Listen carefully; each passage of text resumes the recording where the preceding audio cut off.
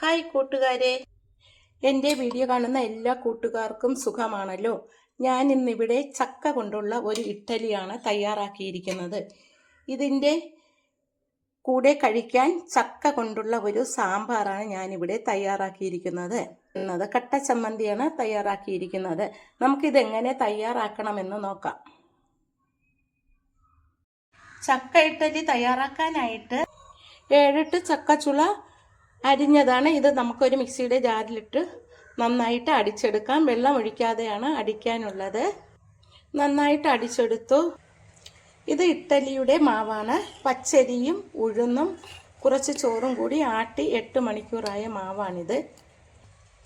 ഇതിലേക്ക് അരച്ചു വച്ചിരിക്കുന്ന ചക്ക ചേർത്ത് കൊടുക്കാം.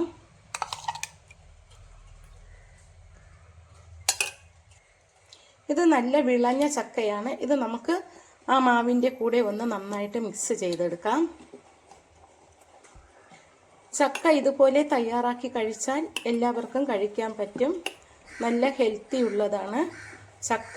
അതുകൊണ്ട് ഇതുപോലെയൊക്കെ തയ്യാറാക്കി കഴിക്കണം.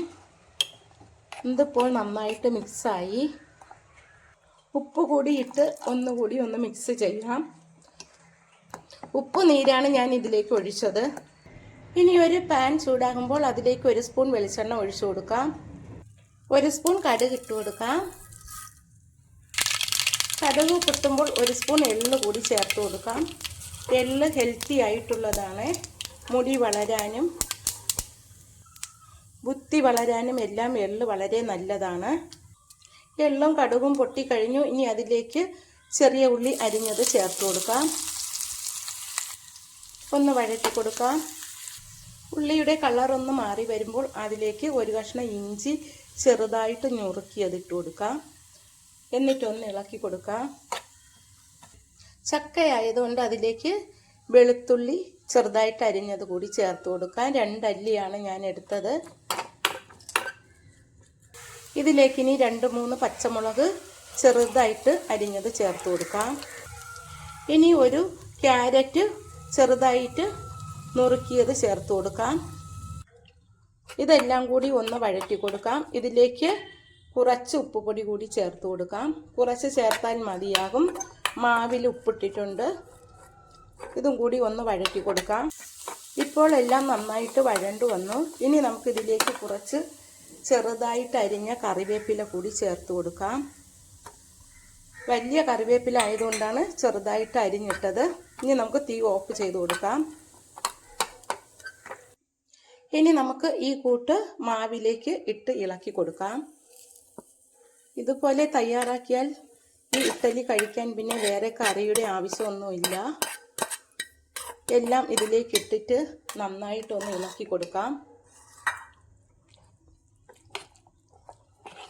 ഇങ്ങനെ തയ്യാറാക്കിയാൽ ചക്ക കഴിക്കാത്തവരും ചക്ക കഴിക്കും. അത്രയ്ക്ക് ടേസ്റ്റാണ് ഈ ഇഡ്ഡലി.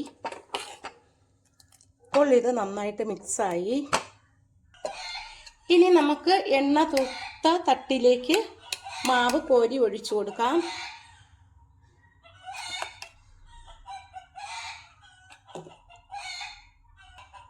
ഇതുപോലെ മാവ് ഒഴിച്ചിട്ട് നമുക്ക് ആവി കയറ്റി വേവിച്ചെടുക്കാം. അടുത്ത തട്ടിലും ഒഴിച്ചു കൊടുക്കാം. ആളുകളുടെ എണ്ണം കൂടുതലാണെങ്കിൽ ചക്കയും മാവിൻ്റെയും അളവ് കൂട്ടിയാൽ മതിയാകും. ഇവിടെ ആള് കുറവായതുകൊണ്ടാണ് ഞാൻ കുറച്ച് തയ്യാറാക്കുന്നത്. ചക്ക കൊണ്ടുള്ള ഇഡ്ഡലി നന്നായിട്ട് വെന്തു കിട്ടി. ഒരു ചമ്മന്തി കൂടി തയ്യാറാക്കാം. തേങ്ങയും മുളക് പൊടിയും ഉപ്പ് പാകത്തിന് ചെറിയ ഉള്ളി അരച്ചെടുക്കാം. ഇഡ്ഡലി എല്ലാം ഇളക്കി ഒരു പാത്രത്തിലേക്ക് വയ്ക്കാം.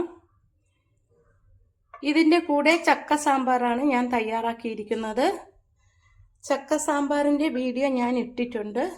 അതിൻ്റെ കൂടെ ചമ്മന്തിയും അരച്ച് കടുവറുത്തതാണ്.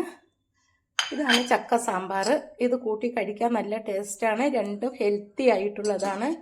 ഞാൻ തയ്യാറാക്കിയ ഈ ഇഡ്ഡലി ഇഷ്ടമായെങ്കിൽ എല്ലാവരും ഇതുപോലെ ഒന്ന് തയ്യാറാക്കി കഴിച്ചു നോക്കണം. നല്ല ടേസ്റ്റാണിത്. ആരോഗ്യകരമായിട്ടുള്ള ഇഡ്ഡലിയാണിത്. ഹെൽത്തി ആയിട്ടുള്ളതാണ്. എല്ലാവരും ഒന്ന് ട്രൈ ചെയ്ത് നോക്കണം. എൻ്റെ വീഡിയോ ആദ്യമായി കാണുന്നവരെല്ലാം എന്നെ സപ്പോർട്ട് ചെയ്യണം, സബ്സ്ക്രൈബ് ചെയ്യണം. Thank you.